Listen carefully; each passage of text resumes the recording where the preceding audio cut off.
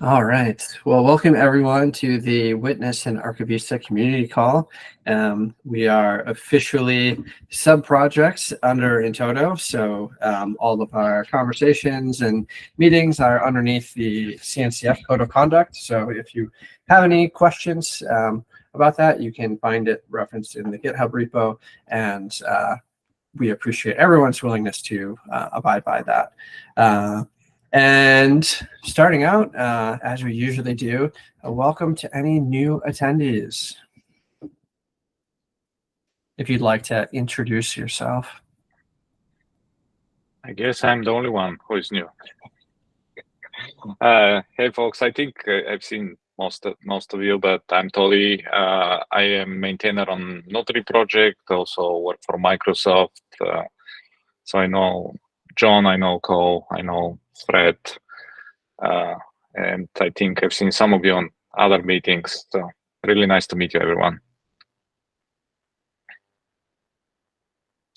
It's awesome to have you here. Thank you. I'm happy to go next, unless Kyra wants to. Yeah. So hi everyone. Good to. Yeah, Toddy, I saw you on the call like a week or two ago. I think it was the Intoto call, right? I think so. My name's Tom. I am new at TestifySec. This is today spells the end of my third week at TestifySec, so it's going by really fast. I was hired to be an open source engineer at TestifySec. So I, along with Cairo, who obviously will introduce himself in a moment, we're going to be dedicated full time to making sure that the Witness and Archivista projects are as good as they possibly can be. So far I've just gotten used to the code base, getting familiar with stuff, and I'm hoping to bring some improvements in the near future, especially around like documentation and tidying up the repository more, so it's easier for people, especially newcomers, to get involved with, both from a use and contributing side of things. So yeah, if you come to this call, you'll see a lot more of me in the coming months for sure. But yeah, good to meet you all, and yeah, thank you. Yeah, I'm not new to the group. Actually, I have joined the meetings since a while, but it's my first meeting as TestifySec. As Tom mentioned, I'm here to help with Witness and Archivista as well. Of course, some people here know me also from the Archivista project. I'm glad to say that I will keep work on that as well. So it's a pleasure to be here and now as TestifySec.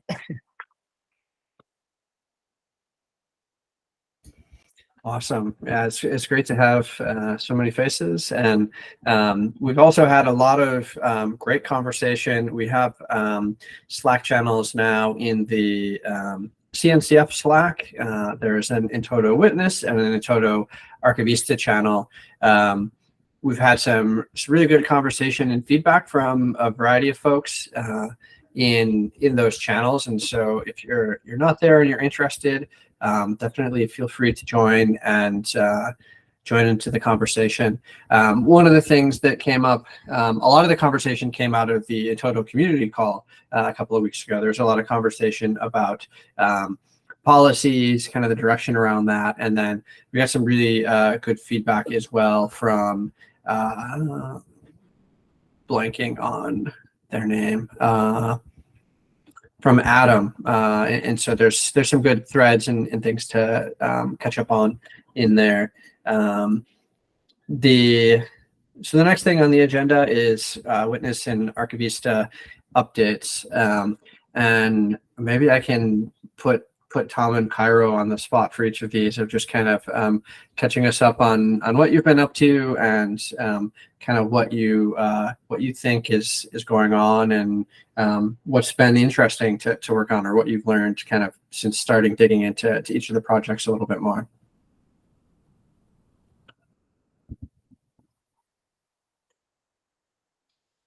Okay, I can start. Yeah, the past 2 weeks, actually 2 weeks almost, I'm getting used to the Archivista code base, but at the beginning, I'm focusing on the user experience and development experience. So this is to help new adopters to use Archivista, and also more contributions to the project. So let's say that I'm trying to help with the governance. I want to, at least my focus now in the following weeks, is to establish the project, the basis of the project, documentation, tests, CI/CD, and all the structure of that. I will focus a bit more the next days in the tests, because what we want is, when we start building new features, we want to make sure that we don't break existing features. And one that I can highlight that it's a work in progress now, it's the SQL database migrations, and also migrating the end-to-end tests through the Testify test suite. So we cannot, then we be able to also test details about how the response of the tests. So yeah, those are work in progress now. Yeah, and the focus.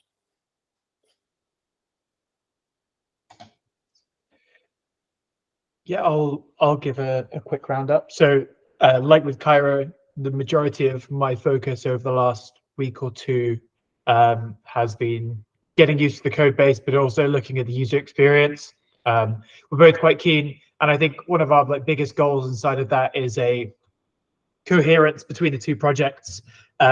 I think there's a lot of opportunity for making sure that the contributor experience, the user experience is similar between the projects, so that people using them don't need to learn two different projects, if that makes sense. And how they're laid out, how they're from the little things to the big things, right? And hopefully that will follow up with a docs website, which I was wanting to discuss with people later and get people's thoughts on how that should all look. But apart from that, I've spent some time looking at how the Go Witness library could be used elsewhere. I think there's a lot of interest in being able to leverage Go Witness as a library. So use that inside of CI providers and other build systems. For example, GitHub have their actions runners open sourced. So we're interested in trying to provide some way of integration in the future for that. And in the same way with GitLab and their runners, try and explore that. I actually spent an hour or two looking at the GitHub Actions runner code base yesterday, which wasn't the funniest exercise in the world, because I'm not really a C# person. But I hope to spend some more time looking at that in the next week or two. And I think there are some folks internally at TestifySec that are willing to sort of work with me on looking through the C# code. A more easy thing that I could have looked at, and which is the next one on my list, is the GitLab runner, which is of course written in Go. And I'd like to make a goal in the next month or two to try and, at least in some POC, proof of concept capacity, get some runners leveraging the Go Witness library. I think that'd be pretty cool. And I think either GitLab CI or GitHub Actions covers quite a large chunk of build systems that people use. Apart from that, I'm also quite interested in the Gatekeeper external data provider that John has written. So I have some experience in the past working with the external data feature, that external data provider feature, I think is what it's called. It's quite a long name, that Gatekeeper provides. I use that with Cosign. I'm quite keen on doing some extra work on that project to make it as an API server a little bit more stable. Try and make it more fully fleshed, so more people can use it and more stably. So yeah, they're pretty much the areas I've been looking. And just for the most part, just getting more familiar with the projects and trying to find areas where little low-hanging fruits exist to try and make it cleaner more operational, and a better experience.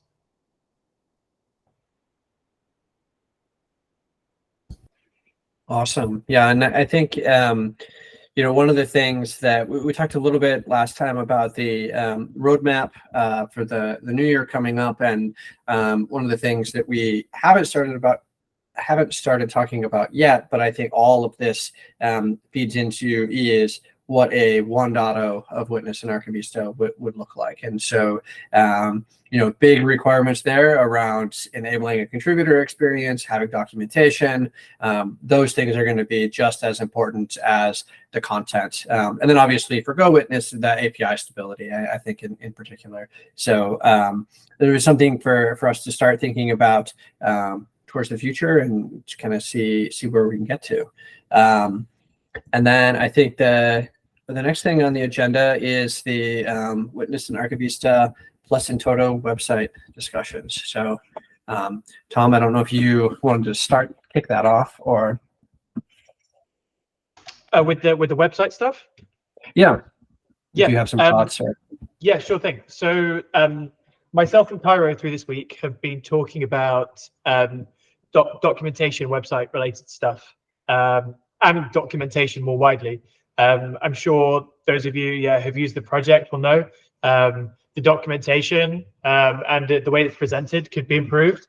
And I think that was I think for me and Cairo is the most obvious thing that we saw coming in. Also, and I think this is the most important question I have for those that are on this call. The question of, on top of just writing the documentation, questions like how to present it, where to present it, and alongside what else to present it, and also where to store it, questions that we're thinking about. So what I mean is Witness and Archivista are obviously very closely tied projects. And so would it make some sense to have the documentation available on the same web application or front-end application? Or do they warrant their own completely separate websites in themselves? Also, on top of that, the Witness and Archivista are now part of the in toto project. Does it make more sense to have the documentation collated alongside the in toto documentation as well? And then on top of that, the way of exposing, the way of presenting the documentation is another question. So of course, I see there's probably two ends of the spectrum of how we could do this. In terms of the front end framework we use, we could choose something really simplistic. What that means is no devs ever spend any, or contributors ever spend any time looking at any front end code. They're not trawling through loads of JavaScript divs that we've added to make things prettier, and everyone's life is easy. But then there's a disadvantage that if we as maintainers or core contributors want to increase the experience that you get when coming to these websites, we're less flexible in terms of what the framework offers if we want to break out with a little bit of React to make things a little bit more visually appealing. The other end of the spectrum is we do something that I think the other end of the spectrum would still involve utilizing loads of Markdown, because that's ultimately what it's going to be. And I think it would be a massive issue if it was anything other than that. But the other end of the spectrum would be using the Markdown as a base and having a framework that could leverage that, but have way more ability to expand in terms of adding front-end elements. The problem that we see is, while that's good, we don't ever want to get into a situation where a contributor, or even ourselves, myself and Cairo, are spending hours upon hours writing front-end code. I don't think it's a good use of our time. But it's about creating that balance, and I think it's about the people managing and contributing to the code base. It's a group decision as to the direction we go on.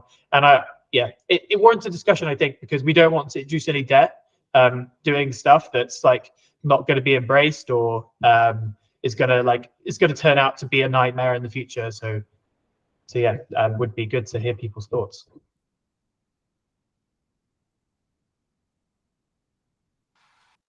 So I think in the beginning, the vast majority of Archivista users will probably be witness users to start with, and that would point towards possibly putting them together.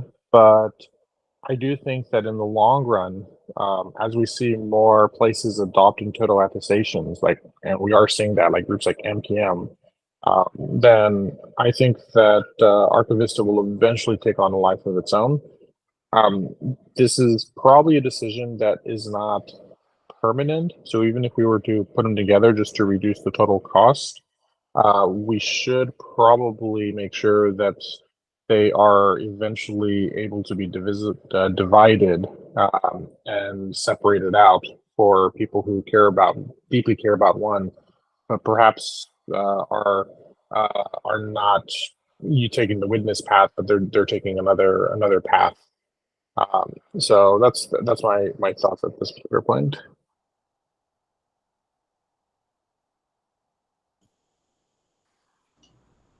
Go ahead, Gara.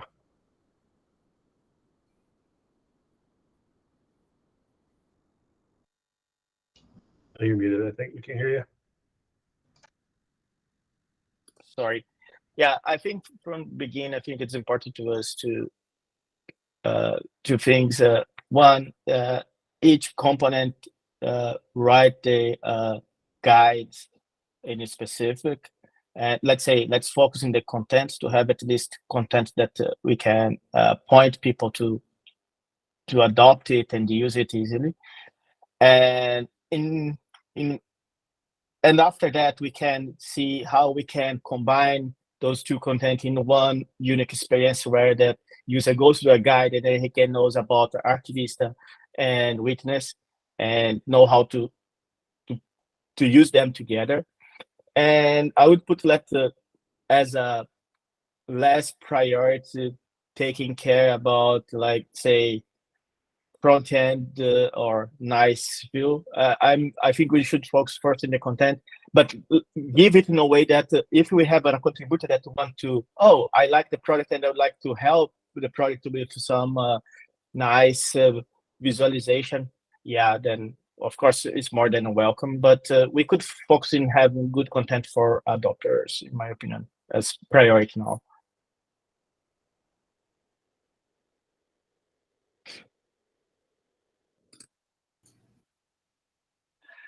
Yeah, so one of the things that tangentially happened that was really interesting is the Intoto project itself underwent a docs assessment.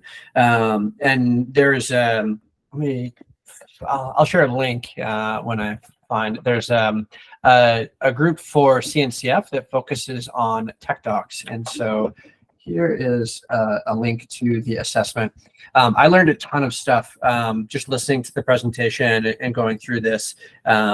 Overall, Intoto project itself has a lot of really great documentation. Some of the feedback around it specifically, though, was the amount of documentation that's in the specification is fairly difficult to hard to find and get to and things like that. And then the other part was the amount of documentation in the reference implementation for Python is disproportionately better than the documentation in things like the Golang implementation or other areas. And so as Intoto, the project continues to grow and have more sub-projects underneath it, I think there's a lot of interest for the Intoto project in having a consistent way to enable docs contributions to the whole project. And so I think that's something that we should consider with whatever decision that we make eventually. I totally agree with what Cairo says, is like right now the most important thing is to write content of all shapes and sizes. And from that perspective, I think one of the interesting things the tech docs assessment captured is the kind of the three main users of the documentation. and they called out project evaluators as one of the first set of people. They're the ones who are most likely to go to the witness.dev or entoto.io, and they're like, they heard about this project from a keynote speech at KubeCon. Maybe it was given by Fred. And they want to know more about it. They have to decide, are they going to spend any more time learning about the project? And so we need to have a docs page that captures their interest and helps describe at a high level to like, what's the problem this is solving. They don't know anything about the project or the technical details. It needs to be at a level for someone who's looking to evaluate it. And then the next thing after that are the people who've decided they're interested in using it, and they're going to be the, basically beginners with the project, or so they're more interested in things like a getting started guide and how-tos and different things like that. And then the third set of people are contributors. And so they're very different set of needs for each of these different types of documentation, and different acceptable standards for each of them, right? Like as a contributor, you're going to be expecting to look at a contributing.md file in the GitHub repo. As an evaluator, you probably don't ever want to go to GitHub.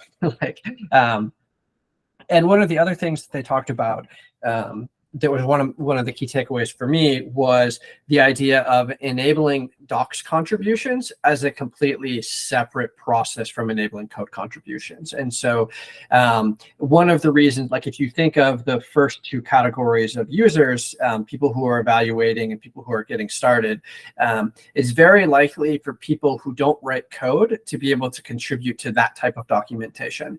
They may be getting started their own, or they may be a professional docs writer, somebody that we can help to contribute through the project through something like Google Season of Docs. That's another thing that's coming up again this next year. We may be able to get some help for the Entoto project overall from a professional docs writer. And so just thinking through like all these different things is super interesting.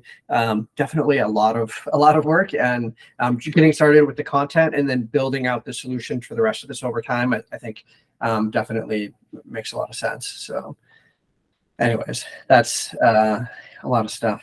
Mikhail?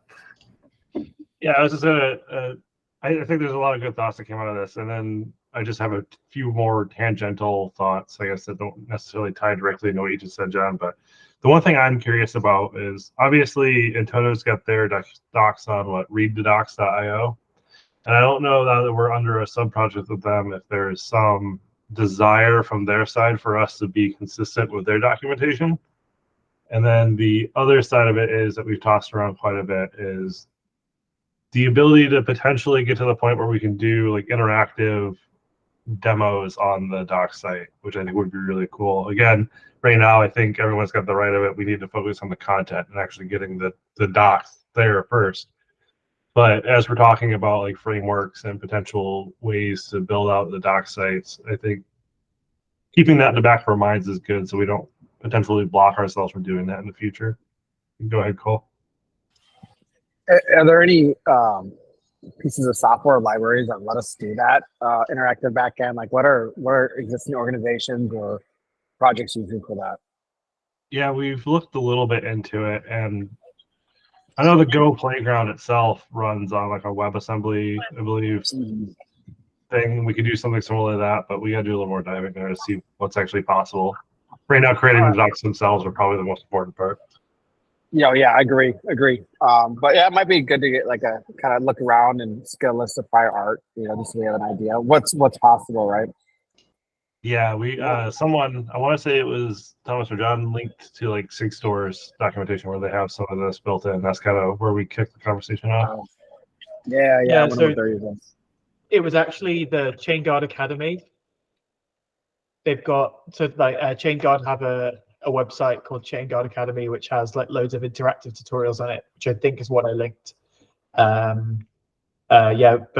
I guess like I think the choice of a more long-term framework is probably a longer decision that would require us to know like what we want to be able to do in the future and pick something like that can support some, I don't know, some like React do some React component that will allow us to put in the interactive doc tutorials, for example. But like your people are totally right in saying that for the moment we just need to focus on making the content. One other thing, just before I forget, on what Fred said about the arrangement and bringing together multiple projects for docs. One thing I was thinking when John was talking about the Toto docs is if we do sort of make them in somewhat of a similar location, it does help in terms of us like helping with the effort of improving the Toto docs more generally, which I think would be nice. Like I think the Toto docs could do with a bit of TLC. It's something that's sort of in the corner of my eye as we're looking at Witness and Archivista. But in terms of like coupling them together, the 6-store docs, they put everything together. And I guess just as like a sort of looking at a prior example, I actually find sometimes, dependent on what I'm trying to do, I find it kind of it can get in the way a little bit sometimes. Like for example, like I spent a lot of time with the Cosine project, and sometimes I just wish that Cosine just had its own docs page on a web page. That way I wouldn't be so like whereas instead they look at it more from a grand like SIG-store perspective, which is good because it gets me the whole picture, and I'm more likely to look at the policy controller stuff or the certificate authority stuff. But I think he's right in saying that like at a certain point you could get to the point where if it's not defined clearly enough, people could get like frustrated because they're like mixing and matching between the two projects trying to see the docs. So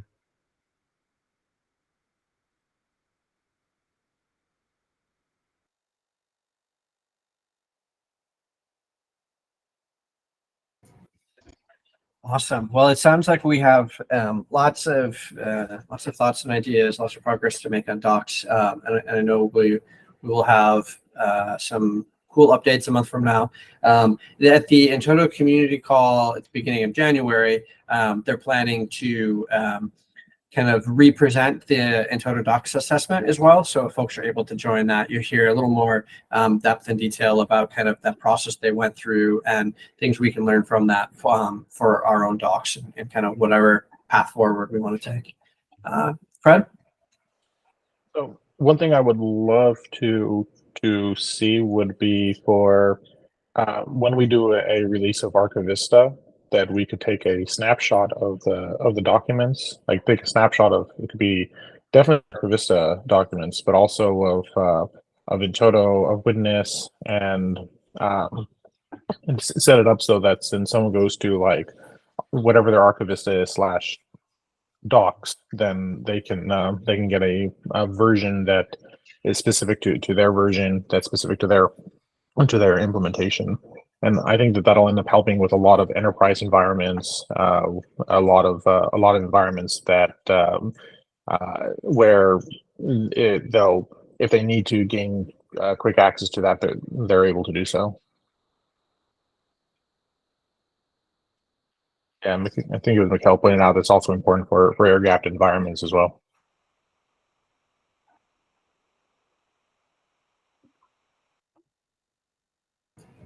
Yeah, I really like that idea. I think that's I'm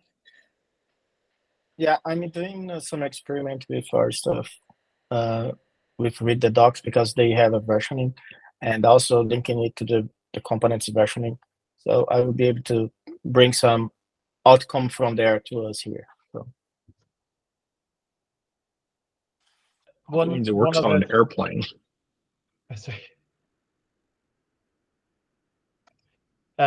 One other thing is in terms of like, because I think Cairo has suggested that like and I agree, at least for now, like some framework or tool to allow us to expose a simple docs page that wasn't like a full-blown implementation would be really handy. And I actually looked at I don't know if people have heard of it before, but MakeDocs, I think it's quite popular, or like MakeDoc, MKDoc.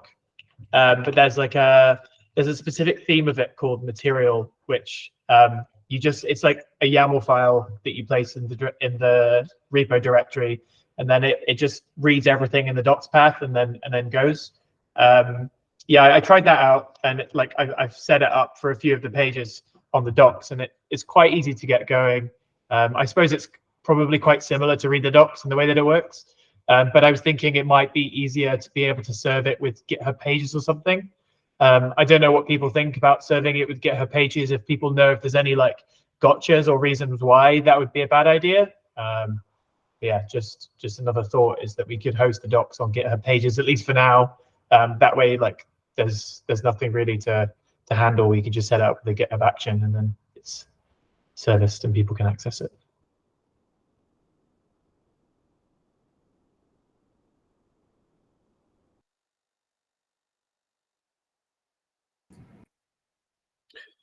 Awesome. If anybody doesn't have anything else on the doc side, just have one other slightly more speculative item on the agenda. And this kind of came out a combination of things.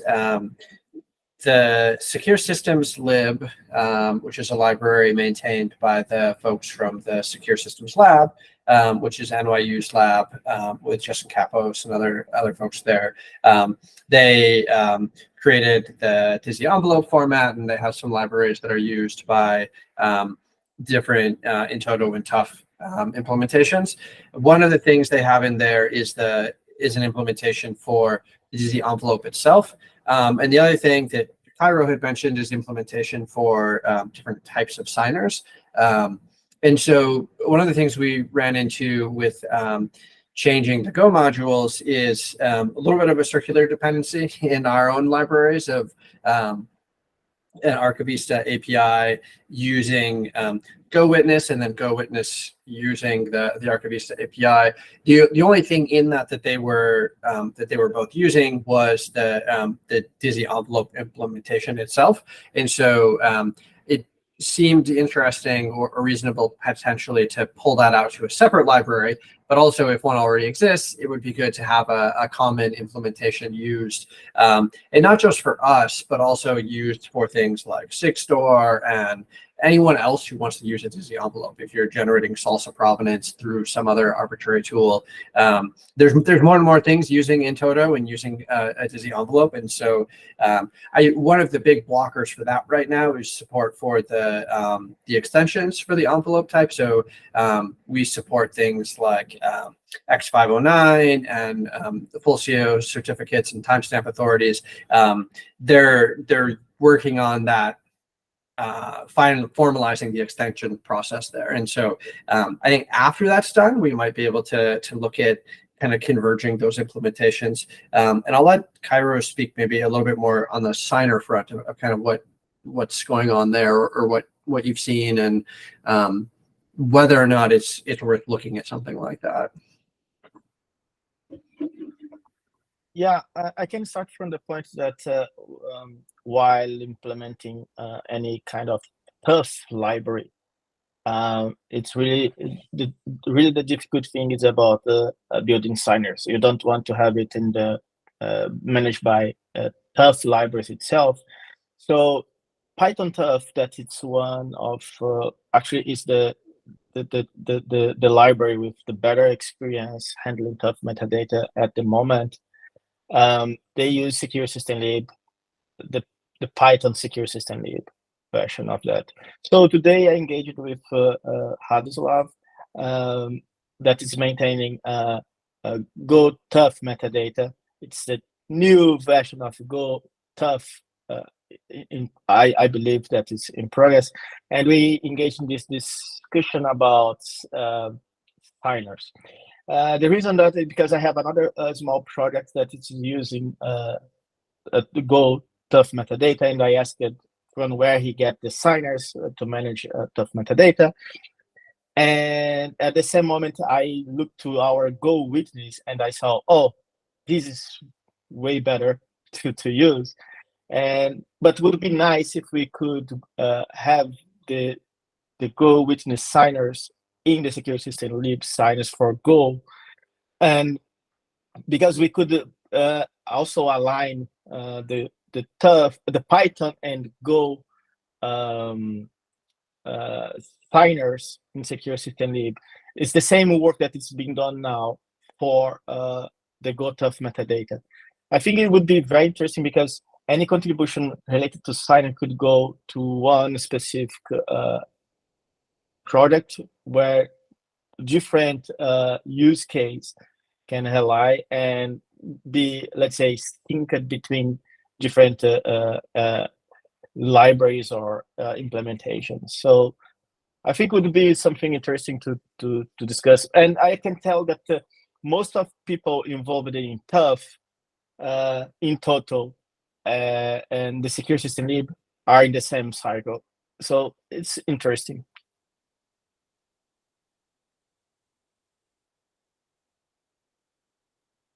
Go ahead, Cole. Yeah, one thing that we've talked to people about is the ability to have different types of envelopes. Right now, we're pretty bound to that Dizzy. But if there were some way to make a plugin system so we have different types of envelope, I think that would help. First of all, migration to any type of envelope that we'd be using in the future. And then also, right, if there's some other types of envelope, I know we got Toddy on the call too. Microsoft has kind of expressed a little bit of interest in possibly having a different envelope type, right? So I think those are some considerations when we're talking about this. Is there a way to make the envelope just pluggable, so we don't have to rely on one envelope type, and we can accept contributions from other organizations, or we can have that flexibility. Yeah, right now there might be a few. Oh, sorry. Go ahead, Gara. Or No, go ahead, because I was about to say my experience with Python Tough, secure system Tough that actually you have like the signer that we can construct your own signer if you need, not waiting for the community, but also back you can contribute it. But go ahead. yeah, I was going to say in regards to the pluggable envelopes, I don't think it'd be a huge lift for Go Witness specifically. There was some care taken not to be too bound to any sort of envelope, although right now obviously we only have the one, so we don't have like a fully fleshed out like swap out envelope structure. But when we're talking about going to the upstream and actually using the secure system lab version of the DSSC envelope, I think the envelope and the signers, or contributing our signers back into the SSL, I think either would be great. I think it's just making sure we can engage with that community correctly and making it happen that way.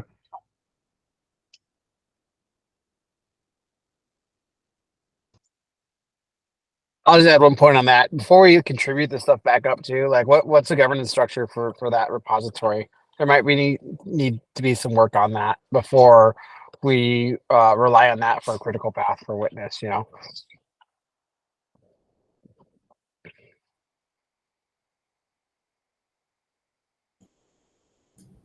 Yeah, and that was one of the things I was curious about as well. Just kind of for the context around why hasn't a solution in this space been centralized before?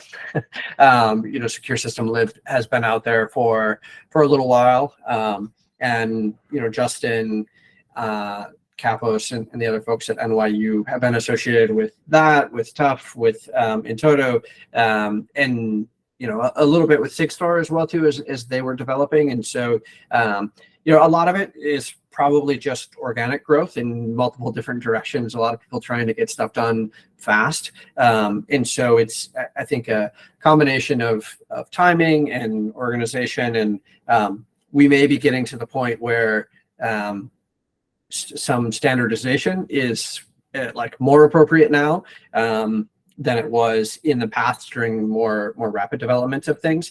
That also makes me consider of like the same question with governance is like, why is the library in Secure Systems Lib as opposed to under the Intoto organization, or under the Tough organization, or some other thing that's under CNCF or somewhere else, maybe even a sub project under like Intoto attestations or something like that. Not that it would be and that's a random thought right now. Like, and I think even the Intoto attestation spec doesn't explicitly prescribe Dizzy as the envelope. I think it leaves the spec leaves that open.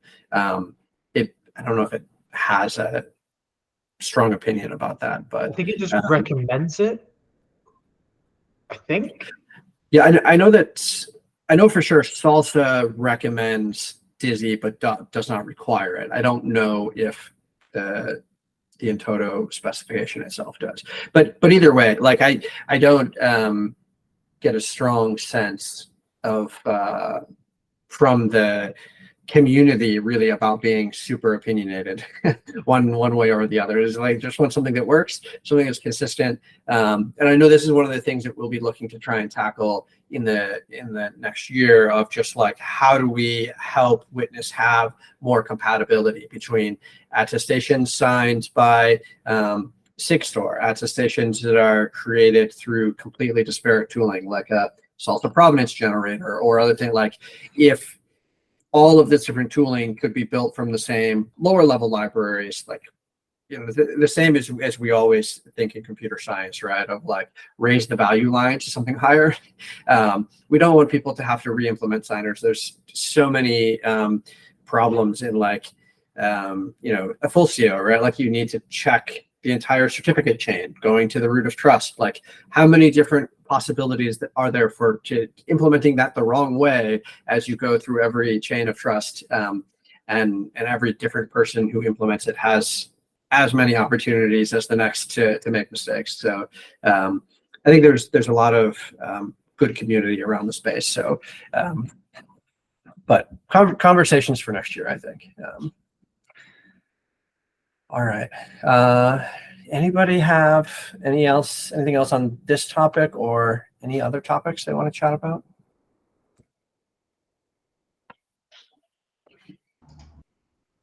One that's hit the top of my head just now.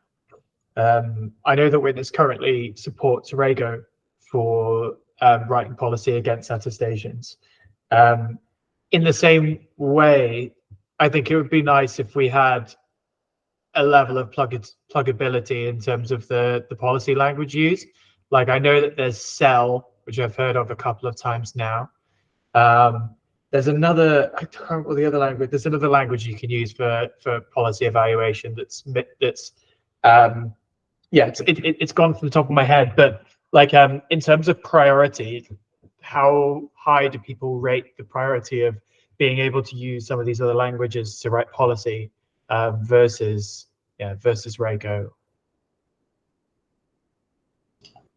I'll go ahead a little bit. So I'll say that, one, I know you're playing a lot with the Rego stuff right now, and we've heard quite a bit that people would love some alternatives to it. And the other thing that's going on at the moment that kind of, I think, bumps the priority of this up a little bit is Aditya's work with the I-10 and I-10 and 11, I think they are, where he's working on a new policy language for the Entoto specification that we'll eventually need to align with. And the policy language he's working with right now is Cell.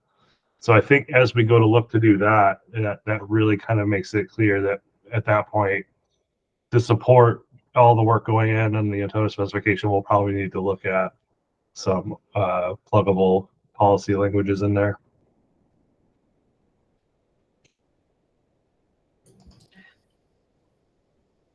Yeah, and just to kind of add to that, as the like slightly higher level, one of the other things for next year is kind of getting a little more progress on driving I-10 and 11 to acceptance, and really figuring out how to unify the different implementations of policy and verification. Right now, there's Aditya's attestation verifier. There's some work being done on different Salsa verifiers. And then there's also the SIG-Store policy stuff. There's witness policy. A lot of these things do things slightly differently. And I think there's a lot of interest, at least within the Entoto community, to kind of consolidate those things. Marcella's Sky demo also has a version of a policy implementation as well too. So I think that'll be really great work with the broader community of how we can kind of make sure that those things coalesce around a solution. And there are some conversations as well too, like where's the right the right place for that. Can the attestation verifier become a library that all the different things use? Is there a desire to just put it directly into GoWitness itself and have GoWitness be the library? There's some other, I think, conversation that will tie into that with like in total Golang as well too. There were some requests for like a pluggable framework inside of in total Golang, and so there were some concerns expressed about building all of that into in total Golang when there's a similar architecture in GoWitness already, and how to help ensure that people put the right amount of efforts in the right place rather than rebuilding things one way or the other. So cool. And I'll just kind of take this from the standpoint of the ITSC. We really kind of, it's open source, so we can't stop anyone from building everything, and this stuff is all great. But when we're trying to put effort towards something as a community, we definitely see that there's a lot of effort going in a lot of different directions, right? Which is not necessarily good, right? So I think as ITSC, or at least what I've been trying to do, influence the steering committee to do and the community to do, is try to have a little more focus, right, on these shared libraries. And I don't know exactly what that looks like, but I do know that we got full-time maintainers working on Witness, which kind of helps us out quite a bit. We just got to see how that looks like with the rest of the community, but really kind of use the focused effort that we can have on this project to try to draw other organizations in. I think we have a really good chance with that. Where if you look at like in total Python or in total Golang, right, there's not a lot of focused effort on those projects. But I think we have a really good opportunity here to bring the community together. But we just got to do it in the right way to make sure we're not alienating anybody. We're not, writing over someone's work or et cetera, right? We want to make sure that we're still being good stewards of the community, but we're helping the community focus.